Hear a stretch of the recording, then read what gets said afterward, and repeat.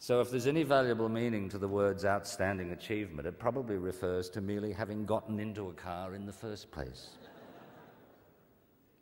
Now, lest this should sound like a whinge, which is not its intention, let me declare that it's a distillation of regular conversations I share with fellow travellers. Chats too often dominated by a sense of uncertainty, unpredictability, isolation, too frequently laced with a whiff of despair. The minor slings and arrows mean little. You know, you cope with the misspelt names in reviews. Geoffrey Bush, Geoffrey Usher, the entry in the Oxford Companion to Australian Film, Shine entry, leaves out the R, and I'm Jeffy.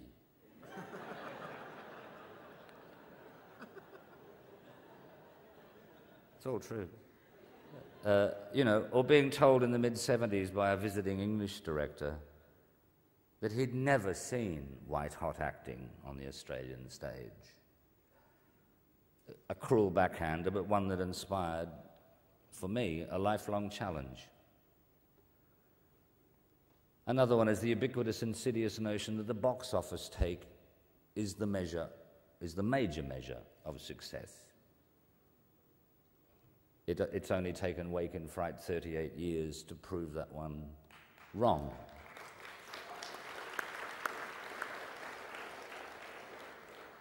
Or, you know, for example, in the year when I shot or was shooting Pirates, Swimming Upstream, Ned Kelly, The Banger Sisters, and voicing Harvey Crumpet in Finding Nemo, Channel 7 approached my agent asking whether I'd appear on an episode of Where Are They Now?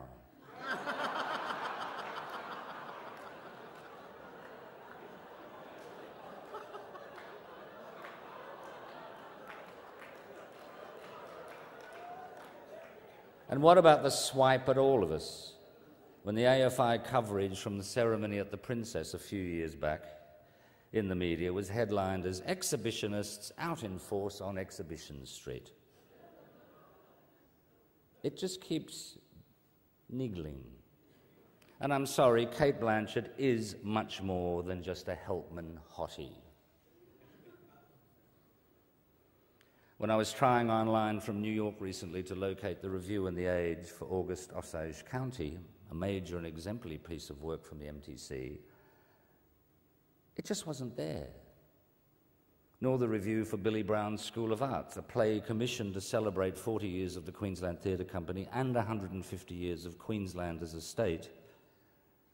Just not there. Just the latest news about Katie Holmes' Melbourne sightings, MasterChef's sizzling ratings, tidbits about celebrity breakdowns, and what John Butler, Sophie Monk and Chris Lilly all have in common is that they head the list of Australia's sexiest vegetarians.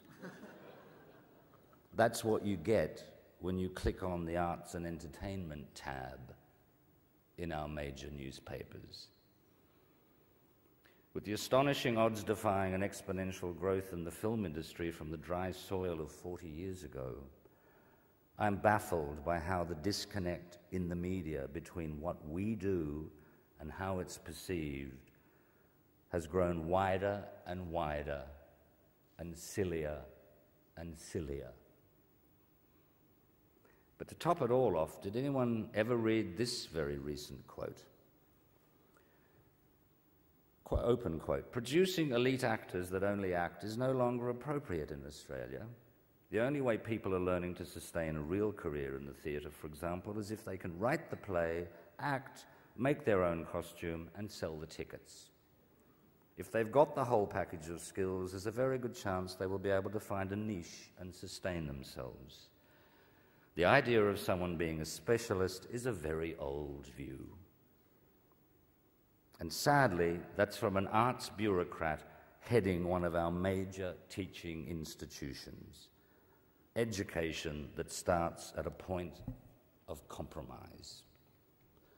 Would the footy fans among you here tonight ever accept that spreading thin of skills in a Chris Judd or a Gary Ablett Jr.?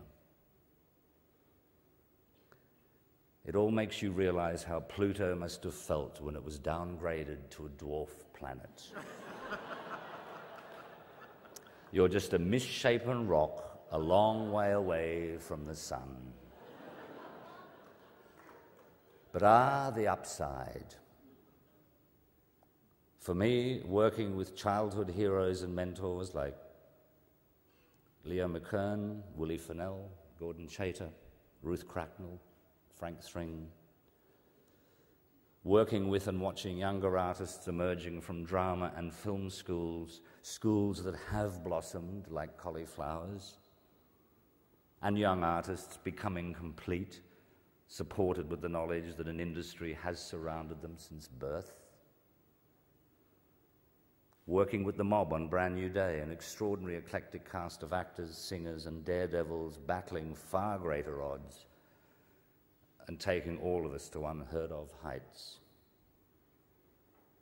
But above all, it's been meeting so many glorious, like-minded, resilient, original practitioners who just keep on popping out of nowhere. People with irrepressibly tough spirits, who know their destiny, or at least their aspiration, is in the pursuit of excellence, striving to be among the elite.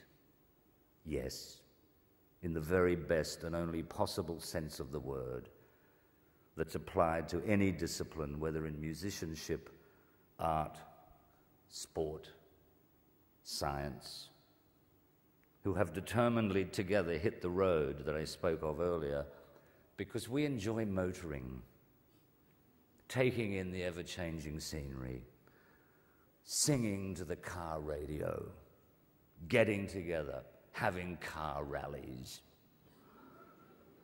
But just as we are up to speed, we are again at the stop sign of a new T intersection. And the direction to take, I think, is really crucial. Turn right and suffer more of the Pluto feeling of uselessness and not mattering. Turn left to the red carpet stretching to infinity, a hazard with blinding lights and shrill bleating, meaningless frenzy. Well, I take rich inspiration from Mr. Longford,